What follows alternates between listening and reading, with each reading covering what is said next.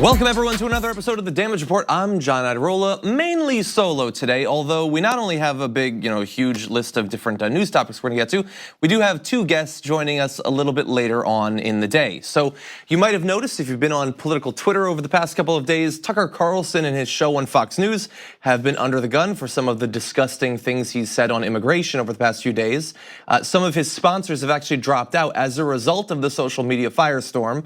In the next block, actually, we're gonna have Jordan Ulan, progressive activist who led that effort to strip away some of his sponsors. So we're gonna find out how exactly they accomplished that and what's different about this particular instance of the xenophobic views of Tucker Carlson a little bit later on. The second guest, one you're probably familiar with, Brett Erlich, is gonna be joining us briefly at the close of the show to talk about dancing. Can it actually be patented or copywritten? Can you actually protect a dance that if somebody else uses it, do you deserve some money? We'll talk about that in the context of the very popular video game Fortnite at the very close of the show. But along the way, we've got so much to talk about. Breaking news on the Trump Foundation. We've got breaking news on Michael Flynn and his sentencing as well. He is literally in the courtroom right now as we're filming this. And later on, the second half of the show, we're gonna be talking about a couple of very important trends in politics that have developed since the midterm elections. So the discussion about the Green New Deal. How convincing has it been to the American public who've been watching this? We've got new numbers on that. And also Donald Trump. Has he learned his lesson from the midterms? Can he learn his lesson? And if he doesn't, how significant will it be for his chances in 2020? We'll be breaking down those as well. Lots to get to. Let's jump in with some of the breaking news. I just want to mention briefly on Michael Flynn. We've been watching as we've been producing the show this morning to see if he would actually be sentenced, because there were a couple of reasons to think that he would get a light or no sentence, and then some new developments that made it seem as if perhaps he would be going to jail for a while. So in advance of today's sentencing, or it looked like there was going to be a sentencing. By the way, not bad hair on that old man. There had been the sentencing memo, and it looked like Mueller was quite happy with the performance of Michael Flynn in the apparently 19 different interviews he sat down for over almost the last 2 years, and suggested that perhaps he should serve no time whatsoever, that he had cooperated a great deal. Now understand the background, you had Donald Trump and right-wing media personalities pushing this idea that he had been put in a perjury trap or he had been tricked into lying. I don't understand how that would work. Nobody seems to understand how that would work. The term perjury trap is an insult to literally every person who has to hear it, but that's what they've been saying. And then you get to today's sentencing hearing where Michael Flynn goes in and the judge goes off saying that his actions in the White House, effectively working for foreign countries, potentially is treasonous, that it's a repudiation of everything that the flag stands for, and that Michael Flynn, as a former member, very high-ranking member of the military, should know that more than anyone. And so I can't say for sure if that's why his defense decided, you know what, this sentencing thing, let's not actually go through with that today. But it is possible that the rumblings of possible treason led him to second guess that. Now, bear in mind that the special counsel's office said there is no reason in their view to believe that what he did was treasonous. And again, they seem to be very happy with the cooperation he's provided. But something, either today or in the past week or so, has spooked Michael Flynn and his defense team. And so they have pushed for sentencing to be pushed back for quite a while, actually. It looks like at this point we're gonna have to wait till March to actually know. And the reason is that they are now saying, well, there's a little bit more cooperating we can do. And I honestly can't say what that could possibly be. And if there is something, if it turns out that over the first 19 interviews, there's one last juicy morsel that they've been holding on to, I guess as part of a cooperation agreement, that would be worth some sort of leniency from the special counsel's office or the prosecutor or the judge or whatever. But I would be pretty frustrated if I were them, that you had been strung along for almost 2 years by someone with inside information and access to what was actually going on that made you wait this long, that made you literally take him to court again to get him to finally cooperate. That would be frustrating. But we're gonna have to wait until at least March, it turns out, to actually find out what's gonna happen with him. And that also provides, by the way, more time for right-wing pundits to interfere, for Donald Trump to float the possibility of a pardon, to put pressure on Michael Flynn not to cooperate. All of that continues. With that said, though, we do have another scandal to get into. Gigantic breaking news on the Trump Foundation. It's not a Trump Foundation anymore. It doesn't exist. It is going to be dissolved. So there have been ongoing scandals for more than a year now. In fact, if you went to the Trump Foundation entry on Wikipedia, to get to the actual information on the origin of it, you have to scroll through far more than a dozen different lines of concern about ethical problems, laws being broken, and all of that. So I was very excited to find out on the Washington Post today, President Trump has agreed to shut down his personal charity and give away its remaining money amid allegations that he used the foundation for his personal and political benefit. That was announced by the New York Attorney General, Barbara Underwood, who also accompanied that announcement with a couple of tweets.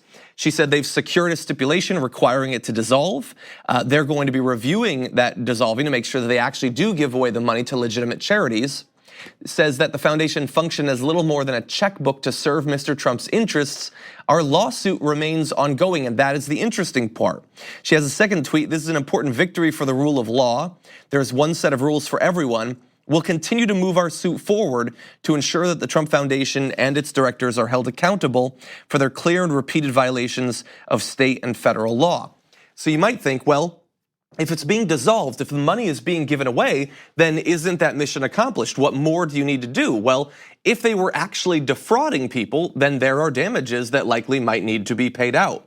And so Underwood said that the foundation's remaining $1.75 million will be distributed to other charities, but that will not take care of their required, I guess, redress to those that they have defrauded. And I don't know what number that could go up to. The foundation in the best of times had something like $3 million on hand. So it's unlikely that the damages they would have to pay out would be far more than that. But it is still something. And for a guy like Donald Trump, that is going to hurt. Now, what is it about the Trump Foundation that made it such a locus of scandals and ethics concerns and all of that? Well, it's been around for a long time, and through the multiple decades that it's existed, it has done very little in the way of actual charitable giving. It seems like it has been set up as some sort of sham, quasi-shell foundation to be used for the personal expenses of Donald Trump, the legal expenses of Donald Trump and his family, and as a convenient way to make it seem as if he's doing donations that he is in fact not doing. So let's start with that last point. The real estate mogul used other people's donations to build up the foundation's assets, and the way that worked is people like Vince and Linda McMahon, other Republicans, things like that, would provide large amounts of money as donations to the Trump Foundation. The Trump Foundation would then give away the money under their name. So in the end, it looks like they're giving the money away when really, at best, this is being fairer than you should be. They're sort of curating donations, kind of. I mean, it begs the question why Vince and Linda McMahon, the billionaires that they are, wouldn't simply give the money directly to those charities themselves. And I'm sure that they do that as well. It seems like, I think a reasonable person would say, if you're gonna put the money through the Trump Foundation along the way, sort of charitable money laundering, it's because you expect to get something out of it. The Trump Foundation by itself isn't doing anything special with the money. They're giving it to places that you could give it to yourself. So why is it that you would want Donald Trump to get credit for the giving that you're actually doing the giving of? I don't know for sure. It's been around for a long time. It could have been wrapped up in any number of different concerns specific to New York, to potential political aspirations later on in life. Considering the length of it, I think that that's a little bit less likely. I mean, it's been around for so long. Although he does periodically talk about running for president. This is going back to the 90s, actually. At this point, the ongoing investigation hopefully will shed some light on that. But let's talk about some of the concerns about the actual spending. And here we're gonna go from the largest donations to the smallest donations and show you how he has been able to, across the entire spectrum of donation, be a complete and utter fraud. So the largest donation that they ever gave, that was $264,000 to the Central Park Conservancy in 1989, was used to restore a fountain outside Trump's Plaza Hotel.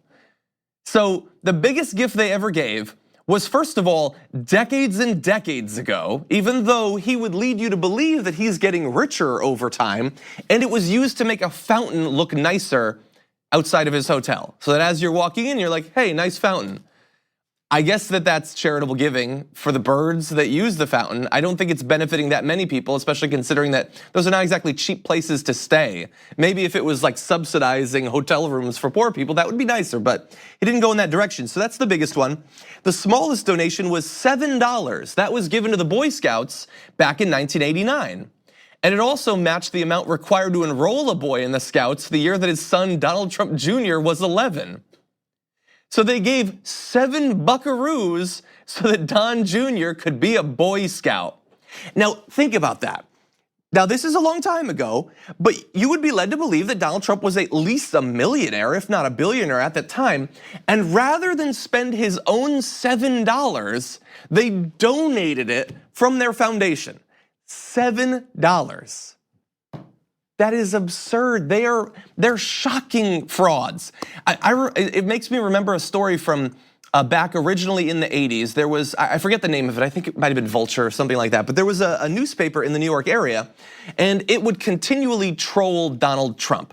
And one of the things they would do was they would send him really small checks, like checks for 2 cents or 5 cents or 10 cents, and see if he would cash them. They started with bigger amounts, and they made it smaller and smaller to see what is the threshold that this supposed billionaire will not go to the bank for. And they couldn't find it. They got down to a couple of pennies and he still signed off on the check. $7.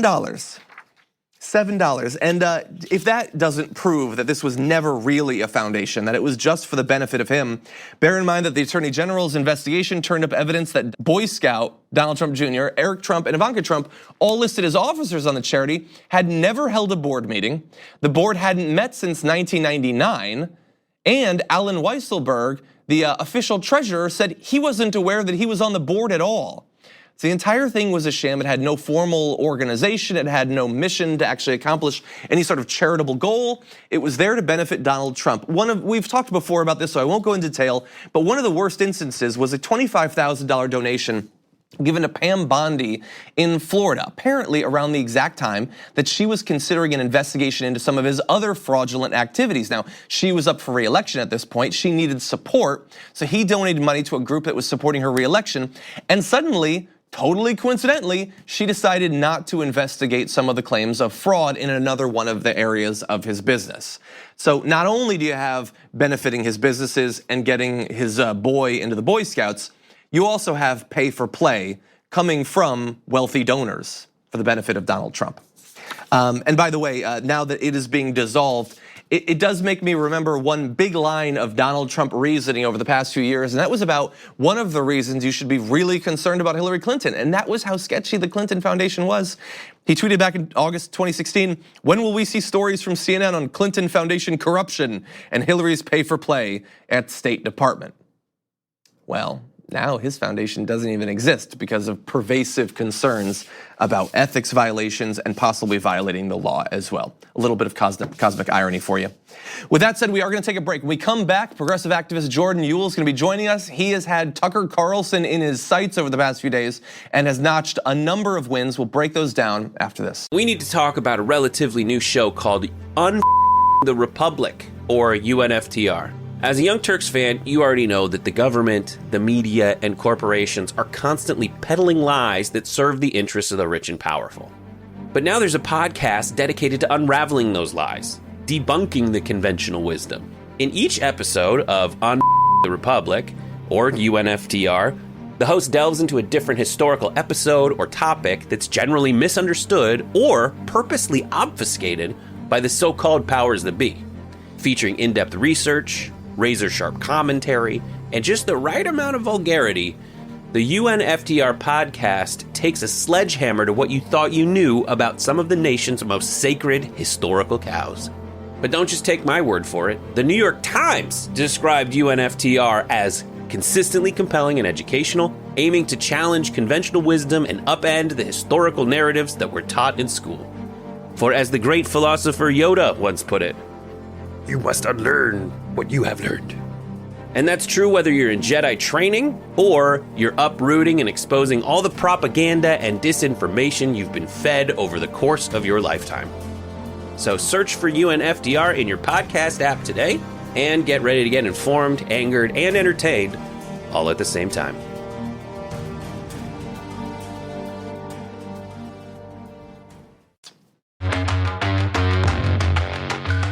Tucker Carlson's anti-immigrant rhetoric has been so bad over the past few years that at this point it's really hard for him to say anything that stands out or really shocks you. So much has been normalized. And yet he found a way over the past few days to say something truly vile. Here it is. this. We have a moral obligation to admit the world's poor, they tell us, even if it makes our own country poorer and dirtier and more divided. Huddled masses yearning to breathe free? Nope. Cynical shakedown artists who've been watching too much CNN. Tucker Carlson is brought to you by Pacific Life, protecting generations of families for 150 years. That's the power of Pacific. They make our country dirtier. Specifically dirtier. That is disgusting. It bothered a lot of people. And when you combine that with the advertisement at the end, perhaps an opportunity to do something about it. And that is where our next guest comes in. Progressive activist Jordan Uhl, welcome to the show. Hey, John, thanks for having me. It's great to have you here. So you saw that and you decided to actually take action. So what did you do? Yeah, I saw the clip. My friend Andrew Lawrence at Media Matters pointed out the juxtaposition between the comment and the Pacific Life advertisement. So I put them together in a video, tweeted it out, saw it was gaining traction, and then asked Pacific Life, just, hey, how do you feel about this? Your ad immediately follows this reprehensible segment. I didn't expect much of it. I mean, this was like one of the main banner advertisements on Tucker Carlson. This is an expensive ad placement. They run that ad frequently, if not every single night. And they responded. They said, you know what? No, we actually don't stand by that language that flies in the face of our company values. We're going to stop advertising on Tucker Carlson's show. And that kind of kicked off this wave this week. Yeah, I saw that. A lot of people were retweeting your comment. Regular people on Twitter, activists, and also celebrities as well. So, who has been joining you in pressuring these various and the growing list of advertisers from Tucker Carlson's show? So yeah, the catalyst of every campaign like this is a coalition, right? So this is people driven. This is anyone can get involved. This is a group effort. Sleeping Giants has been just so valuable to helping forward this effort. This is something that they have really mastered, a technique that they've really taken to the forefront. Media Matters has been great. Races in Texas, the immigration advocacy group. George Takei has tweeted about it. Judd Apatow has really lended his voice to the effort as well. So a lot of folks from big to small. This is a group, grassroots effort that has just kind of swept Twitter. So let's talk. You got Pacific Life. So who else has actually pulled their advertising so far?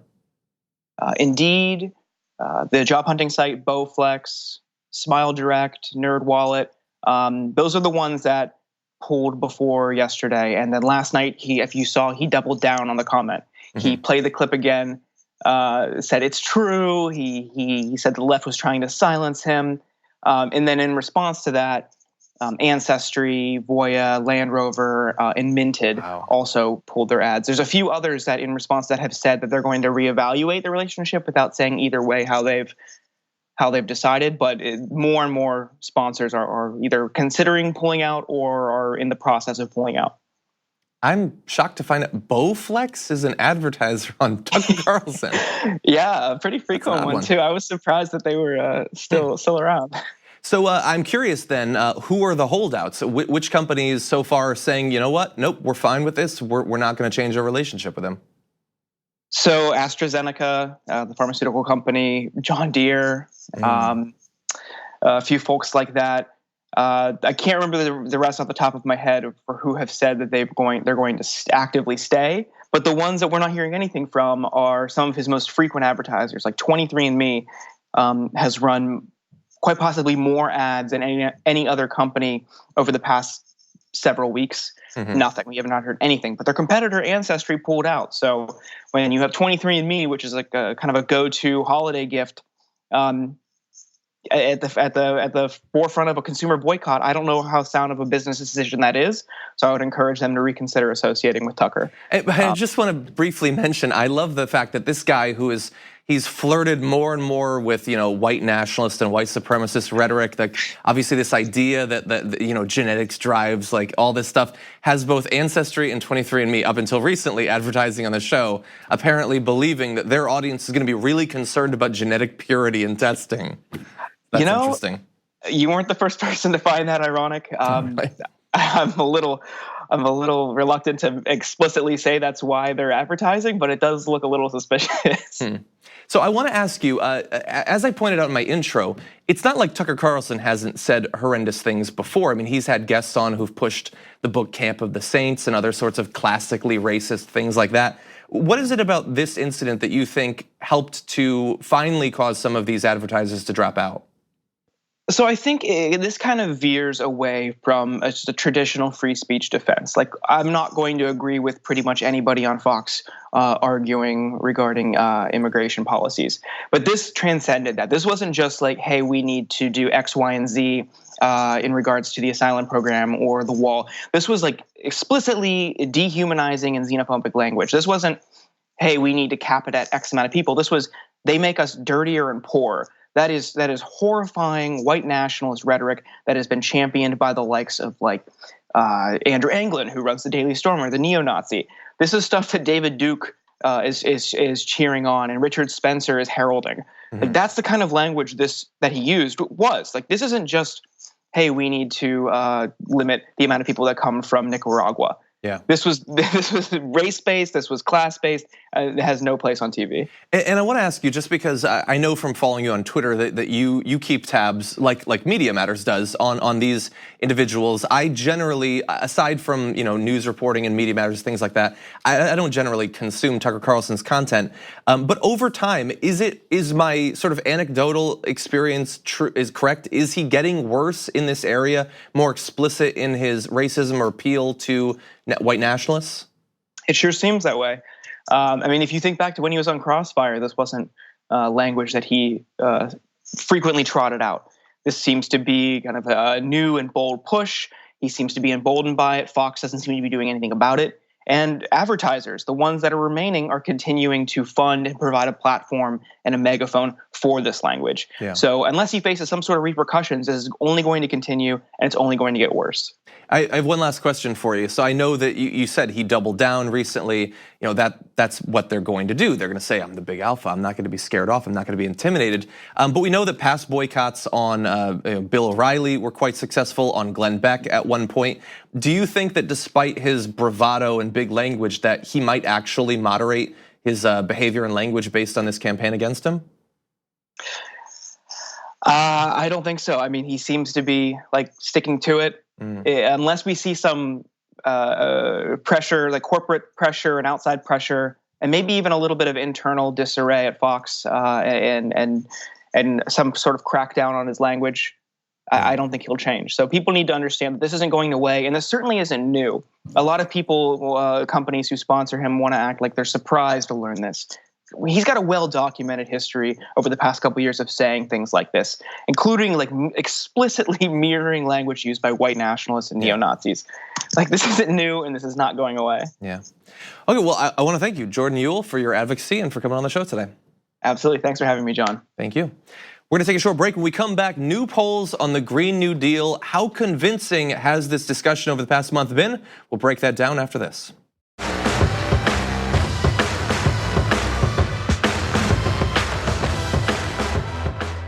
Welcome back to the show, everyone. Let's turn now to a very special topic in my heart. One of the most exciting areas of policy discussion in DC since the midterm elections has been in environmental policy against all odds, considering the historic lack of interest that Americans and indeed every human across the planet has in those areas. But we've got this idea of the Green New Deal that has been out for a long time, but now people are actually starting to talk about it, both in DC and on the big cable news shows, and you're starting to hear rumblings around the country. What can we actually do at the federal level and at the state level to accomplish a Green New Deal? And what would it mean for different areas of policy if we did? Well, we are only weeks into an actual national conversation around this. Expect much more on that. But let's check in and see, what do the people actually think about this policy with barely any actual information being given to them yet on it? Turns out it's quite popular across all groups. Let's bring up this chart. I admit it's very small. There's a lot of information on there, so don't expect to look at all of it. But I will say that among all registered voters, 81% of the population supports a Green New Deal. So those are registered voters, people who are politically active, likely to participate in elections. Only 18% opposition. And you're seeing there amongst Democrats, it's even higher, 92%. But even Republicans, 64% approval for it. And in fact, in this area, as in many others, the independent support is virtually indistinguishable from the Democratic support. It doesn't really change much if you go to liberal Democrats, but it is amazing that even amongst self-identified conservative Republicans, 57% approval for this policy. In DC, that's the threshold for, oh my God, it's basically unanimous. We have to have bipartisan support. We have to pass something if we lived in a real democracy. Very high levels of support there. And you're seeing, I mean, across all areas. And look, in my intro, I admitted that people haven't heard too much about this. And there will be a discussion, there will be lies told about it, and there will be narratives and all that. But I want to make clear to you that the description of it in the poll that I just showed you, which the Huffington Post had, is actually pretty good. And it gives quite a bit of information about what would actually be in it, which I think helps to undercut the concern that these surveys might not represent much, that people don't have much information. Well, it turns out they were given quite a bit of information. So the description in that poll, before people responded, was, some members of Congress are proposing a Green New Deal for the US. They say that a Green New Deal will produce jobs and strengthen America's economy by accelerating the transition from fossil fuels to clean renewable energy. The deal would generate 100% of the nation's electricity from clean renewable sources within the next 10 years, upgrade the nation's energy grid, buildings, and transportation infrastructure, increase energy efficiency, invest in green technology research and development, and provide training for jobs in the new green economy. How much do you support or oppose this idea? So look, there are some vague points there, but there are also specific policy goals. So 100% renewable energy inside of 10 years is far from non-specific. I mean, that is, we have to have effectively something like the Apollo project, but for renewable energy. It gives people a clear idea of the time frame that this policy would be accomplished over and an idea of what would be needed along the way. Now, to be fair, there's no reference there to actually how much it would cost, but there's also no reference to how many jobs would be produced from the new industries that would be subsidized and set up and all of that. So the economic counter argument really swings both ways from my mind, especially when you consider the huge amount of jobs that would be produced, the new economic growth that would be generated, and there's no consideration there, no mention there for the amount of damage that would be done to our economy, jobs that would be lost, let alone lives that would be lost if we don't transition to a Green New Deal, if we don't deal with climate change. And we know from both the UN report earlier this year as well as the US government's climate report that economic damage is going to be dire. And so some Republicans, some right-wing pundits are going to look at this and say, well, we haven't had a chance to convince people that it's too expensive, that it's some socialist fantasy. Okay, that's true, but unfortunately, you want to line up on that side. Mother Earth is on the other side. She's punching us in the face multiple times a year to the tune of many billions of dollars, and she's going to keep doing that. You are going to have an ever increasingly difficult job in trying to convince people that we should simply take that we should accept ever worsening extreme weather events, that we should accept heat and drought that will lead to lower levels of food production, let alone all of the other issues. We've gone over it ad nauseum on this show. But I really do think this is an amazing position to start from if you are going to not only try to convince people that we need a policy like the Green New Deal, but that you're going to organize your party's electoral future on this, which is what I want to see happen.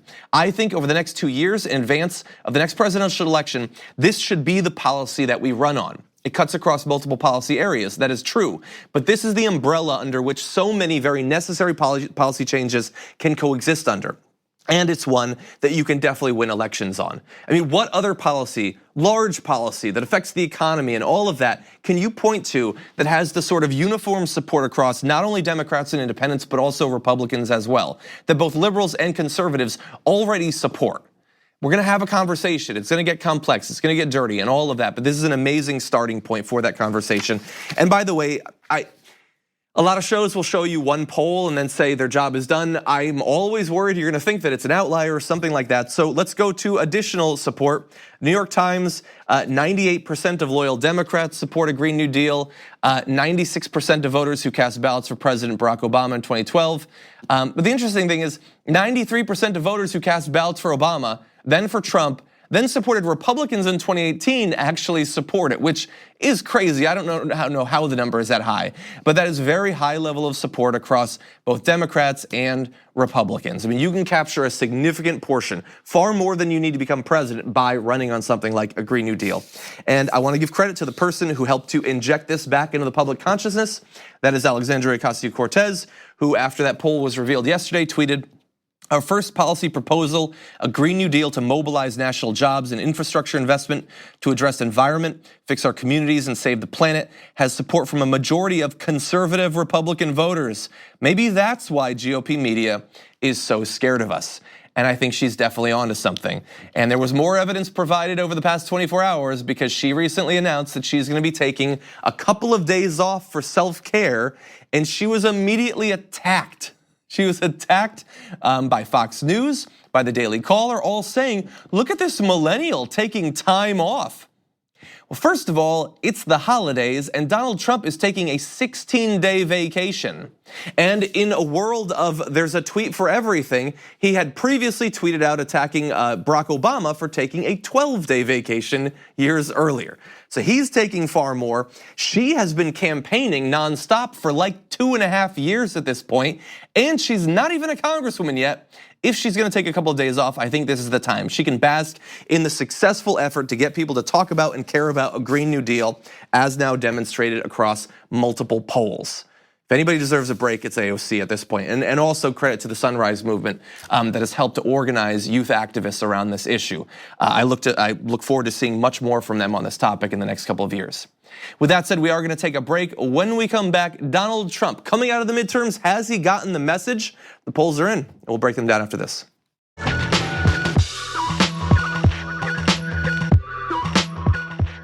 Welcome back to the show, everyone. So much to get to in what remains that we don't have much time, but I want you to get your Twitter ready because we have something that very much deserves your advocacy. We're in crunch time right now where the upcoming Democratic incoming majority in the House has to decide who is actually gonna get onto different committees.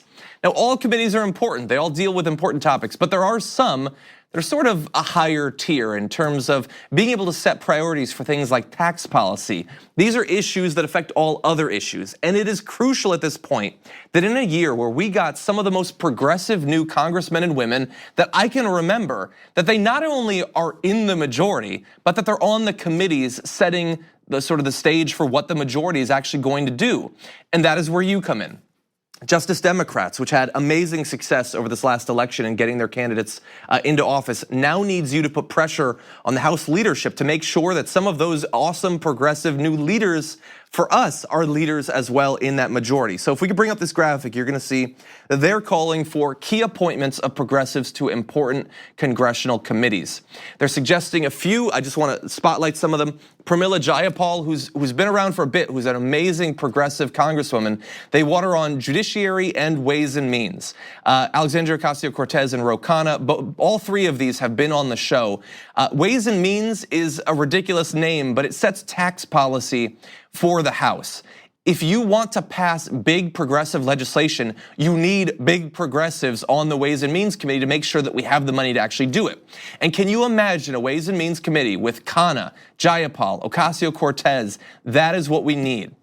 Now, as well, Rashida Tlaib for Appropriations, a significant other financial committee in the House. Katie Porter on Financial Services, helping provide oversight and regulation of that industry. These are all incredibly important. And you see there are different groups that are helping to push for this. You can help too. Go to justicedemocrats.com/key committees. They will help you track down the contact information of the various people that you should be contacting. You can also, by the way, tweet about this.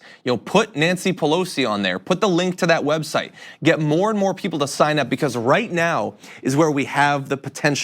We have an opportunity to put pressure on the leadership and make them know that these new progressive congressmen and women, Ocasio-Cortez and all of that, are not simply gonna be on some subcommittee and they're gonna go off there for 2 years and accomplish nothing. No, they need to be front and center helping to set the priorities for the majority.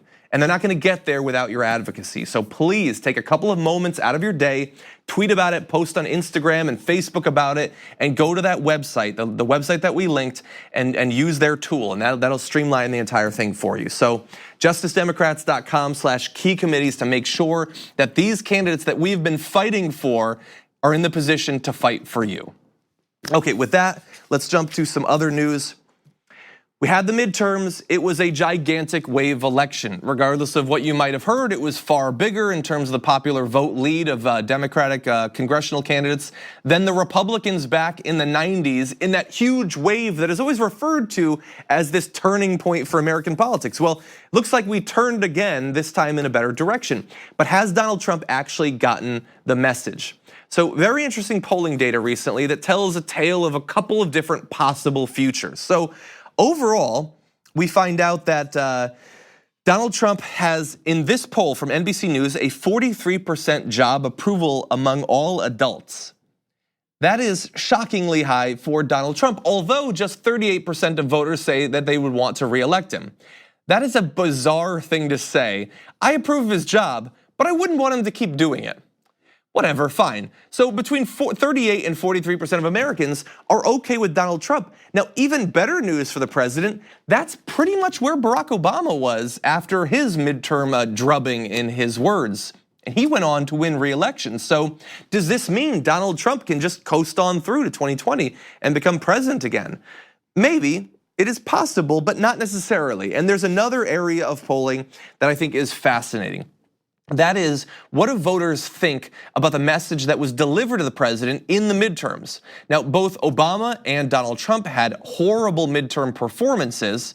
Did they actually learn from that? Now, what's interesting is just 10% of Americans say that Trump has gotten the message that voters wanted a change in direction and is making necessary adjustments to accomplish that. I think those 10% are crazy, but it's 10%, it's low. 22% say he's gotten the message, but he's not doing anything. Those people are not Trump supporters there. 33% say he didn't get the message at all. So almost no one thinks that we have said to the president strongly, we do not support the direction that you're taking the country in, change it up and maybe we'll support you. Just 1 in 10, that is a horrendous performance. Now, for comparison, 35% of voters say that Obama got the message and made the necessary changes. Now, some of them are not gonna vote for him anyway. Some of them were gonna vote for him regardless. We're a very partisan country.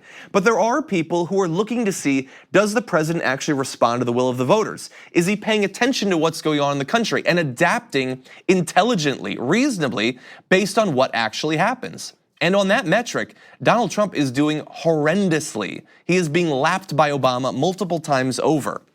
Now, there's some other polling data that's not really positive for Donald Trump. Americans who agree that he's being honest about the Russia probe, 34%. That means that if we assume that 34% are the core Trump voters, he didn't even get his whole core. There are people who support him, who say he's doing a good job. Well, he's definitely lying about the Russia probe. That again is an interesting duality there.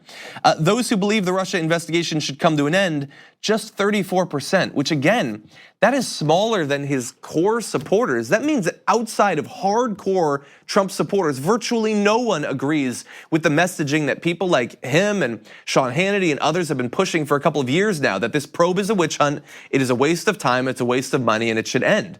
They simply don't agree with that.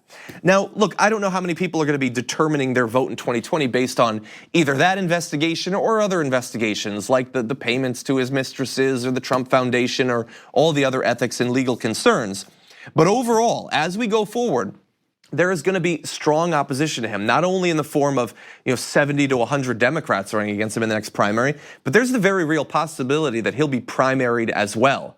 And normally that would be a complete waste of time. Who is actually going to turn against their party's president to support someone else? It's probably not gonna happen even now. But if it does, the fact that so many, even Republicans, don't think that he is learning anything from this, that he's willing to adapt, that means that there is an opportunity, unlike in past elections, for a primary challenger. It'll probably not come to anything, but that opportunity is actually there. Now, that said, we're gonna take a break. When we come back, Alfonso Ribeira is suing a popular video game manufacturer, saying that they have falsely appropriated a dance of his and that he deserves compensation. We'll be breaking that down in a debate after this.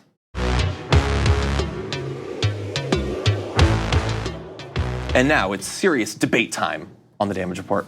Welcome to the show, Brett. Hey, good to have you here. It's great to be here. Let's fight. Even though you don't seem to give a rip about what you're wearing. You are only saying this because I said in the break that if you hadn't dressed up, I was gonna mock you. Little realizing that I'm wearing a t-shirt, but you know what? I support marijuana. tyt.com/marijuana. /Brett. Have the iguana beat Brett.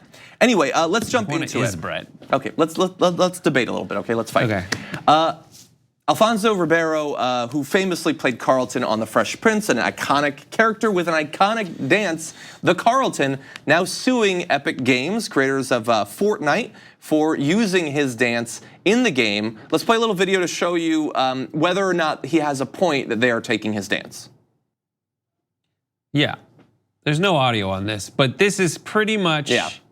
I don't think the point to be made. I think that's his dance. But the point to be made isn't that, oh my gosh, well, if you look close enough. They do nail it. This is not the argument that Vanilla Ice made about Under Pressure, where he was like, bump, he added one note and is like, it's wildly different. Yeah, they didn't add anything there. There is no doubt this is the Carlton dance. Yes, okay. That's so true. That's not up for debate. The question is whether this and other dances. He really nailed it on Dancing with the Stars, by the way. He did, but there are a lot of other dances that seem to have their origins in established works that have been published, made popular, and that is not all the Fortnite dances. A lot of Fortnite dances are less popular than the Carlton dance and the other Fresh Prince dance. We have video, right? Yes, we do. We have a lot. So there's moments. That's not even a dance. So the moments we're seeing are like Jules, I think is his name, Vince from another Fresh Prince one. Yeah, Fresh Prince. So Pulp Fiction, Fresh Prince, Dumb and Dumber. I didn't even realize that's what it was, Dumb and Dumber. His little shuffle dance. So my argument, my legal argument as someone who has had to live in the shadows of fair use doctrine. Yes. Is first of all, fair use, Backpack Kid, Conor McGregor. Wish I had that in the game. When it gets to be a certain level of ubiquity, you're actually more protected legally in a copyright lawsuit than things that are more obscure. Yes. As on some, but so and you have a mix of both of those, I think, here. Yes. Where some are pretty obscure. I watch Seinfeld all the time. I didn't know that was the dance that they were taking. Right. So look, but by the way, as we're talking about this, it's not just him. You have apparently the Backpack Kid who did the floss dance. He has joined into the lawsuit today. You had, let's see, you had a couple of other people as well. Turk. Oh yeah, I forgot. Well, I don't know that he's suing, but he had previously said that they took his dance, which obviously they did. You can see the side by side for that as well. And there's others as well. So what's your argument? A couple of John? rappers too. What do you think? Do you think that they can sue or they can't sue? My argument has been developing. I think that's multiple people here, including Ribeiro, are attempting to copyright the dance right now. So this lawsuit is a part of that process, which mirrors other attempts to copyright things in the past. If you don't defend it, then you can't really claim that it's yours. So he has to do this. There's like two versions of copyright due to my research, as a result of me doing the research. There's like the de facto copyright you have after having done a dance that's somewhere. That you have a copyright claim to it.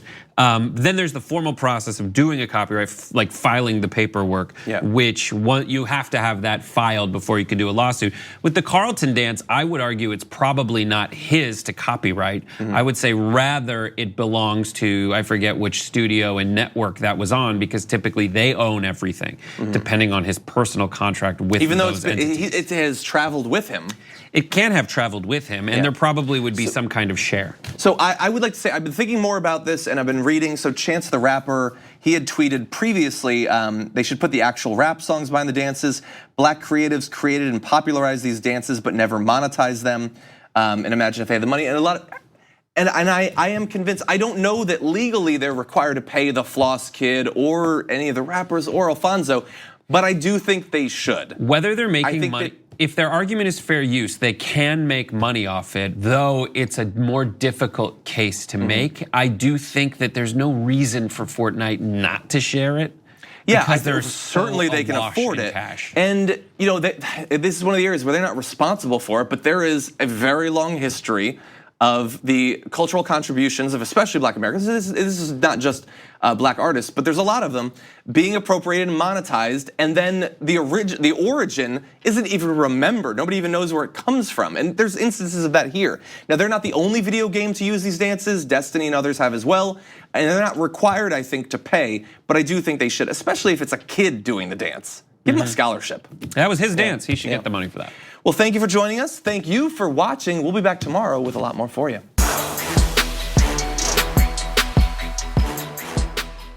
Thanks for listening to the full episode of The Damage Report. Support our work, listen ad-free, access members-only bonus content, and more by subscribing to Apple Podcasts at apple.co/TYT. I'm your host, John Adarola. I'll see you soon.